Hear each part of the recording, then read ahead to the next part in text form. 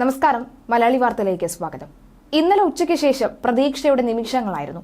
മണ്ണിനടിയിൽ ജീവനോടെ ആരോ ഉണ്ടെന്ന് കരുതിയ നിമിഷങ്ങളായിരുന്നു. അവസാനം ഉരുൾപൊട്ടലുണ്ടായ വയനാട് മുണ്ടക്കൈയിൽ റഡാർ സിഗ്നൽ ലഭിച്ച സ്ഥലത്ത് നടത്തിയ പരിശോധനയിൽ വിഫലം. ഇവിടെ നിന്നും യാതൊന്നും കണ്ടെത്താൻ സാധിച്ചില്ല. തുടർന്ന് ദൌത്യസംഘം ദൌത്യം അവസാനിപ്പിച്ചു. റഡാർ ഉപയോഗിച്ച് നടത്തിയ പരിശോധനയിലാണ് മണ്ണിനടിയിൽ നിന്നും ശ്വാസത്തിന്റെ സിഗ്നൽ ലഭിച്ചത്. മൃതദേഹങ്ങളും ശരീരാവശിഷ്ടങ്ങളും മാത്രം കണ്ടെത്തിക്കൊണ്ടായിരുന്ന സാഹചര്യത്തിലാണ് തകർന്നു വീണ കെട്ടിടത്തിനകത്ത് എവിടെയോ ജീവന്റെ തുടിപ്പ് അവശേഷിക്കുന്നു എന്നൊരു സൂചന ലഭിച്ചത്. തുടർന്ന് രാത്രി വൈകിയും പരിശോധന നടത്താൻ രക്ഷാപ്രവർത്തകർ തീരുമാനിക്കുകയായിരുന്നു. ഫ്ലഡ് ലൈറ്റ് എത്തിച്ചായിരുന്നു പരിശോധന.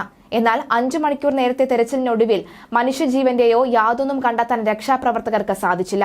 മുണ്ടക്കൈ അങ്ങാടിയിൽ അത്യാധുനിക തെർമൽ ഇമേജ് റഡാർ, അതായത് ഹ്യൂമൻ റെസ്ക്യൂ റഡാർ ഉപയോഗിച്ച് നടത്തിയ പരിശോധനയിലാണ് മണ്ണിനടിയിൽ നിന്ന് തുടർച്ചയായി ശ്വാസത്തിന്റെ സിഗ്നൽ ലഭിച്ചത്.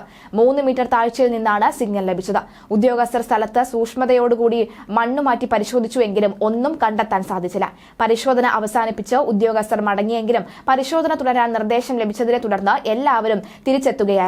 കെട്ടിട അവശിഷ്ടങ്ങൾക്കും മൺകൂമ്പാരത്തിനും ഇടയിൽ നിശ്ചിത താഴ്ചയിലും പരപ്പിലും ജീവനുള്ള മനുഷ്യരോ മൃഗങ്ങളോ ഉണ്ടെങ്കിൽ റഡാറിൽ സിഗ്നൽ കാണിക്കും എന്നായിരുന്നു ഉദ്യോഗസ്ഥർ പറഞ്ഞത്.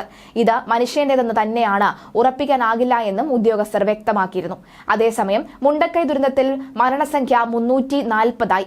206 മൃതദേഹങ്ങളും 134 ശരീരഭാഗങ്ങളുമാണ് ഇതുവരെ കണ്ടെടുത്ത ശരീരഭാഗങ്ങളുടെ DNA സാമ്പിളുകൾ ശേഖരിച്ചു. 206 പേരെ ഇനിയും കണ്ടെത്താനായിട്ടില്ല. 86 പേർ ആശുപത്രികളിൽ ചികിത്സയിൽ തുടരുന്നു. ജില്ലയിൽ 91 ദുരിതാശ്വാസ ക്യാമ്പുകളിലായി 9328 പേരാണ് കഴിയുന്നത്. മുണ്ടക്കൈയിലെ ദുരന്ത സ്ഥലത്ത് നിന്ന് കണ്ടെടുത്ത മൃതദേഹങ്ങൾ തിരിച്ചറിയാൻ കഴിയാതായിരുന്ന 3 മൃതദേഹങ്ങൾ കൽപ്പറ്റ പൊതുശ്മശാനത്തിൽ സംസ്കരിച്ചു. ദുരിതത്തിന്റെ പശ്ചാത്തലത്തിൽ സർക്കാർ പ്രത്യേകം തയ്യാറാക്കിയ മാർഗനിർദ്ദേശപ്രകാരമാണ് സംസ്കരിച്ചത്. വിവിധ മതാചാര പ്രകാരമുള്ള പ്രാർത്ഥനകൾക്കും ചടങ്ങുകൾക്കും ശേഷമാണ് സംസ്കാരം.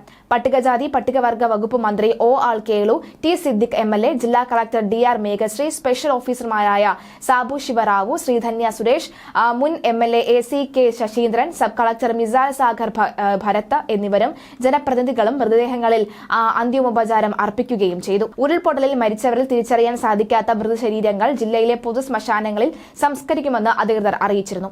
കൽപ്പറ്റ നഗരസഭ, വൈത്തിരി, മുട്ടിൽ, അതുപോലെ തന്നെ ഈ കണിയമ്പാറ്റ, പടിഞ്ഞാറത്തറ, തൊട്ടാൻതട, എടവക, മുള്ളൻകൊല്ലി ഗ്രാമപഞ്ചായത്തുകളിലാണ് സംസ്കാരത്തിനുള്ള സൗകര്യം ഒരുക്കിയിരിക്കുന്നത്. തിരിച്ചറിയാൻ കഴിയാത്ത 74 മൃതശരീരങ്ങളാണ് മേപ്പാടി ഗ്രാമപഞ്ചായത്തിലെ വിവിധ സ്ഥലങ്ങളിൽ സൂക്ഷിച്ചിട്ടുള്ളത്.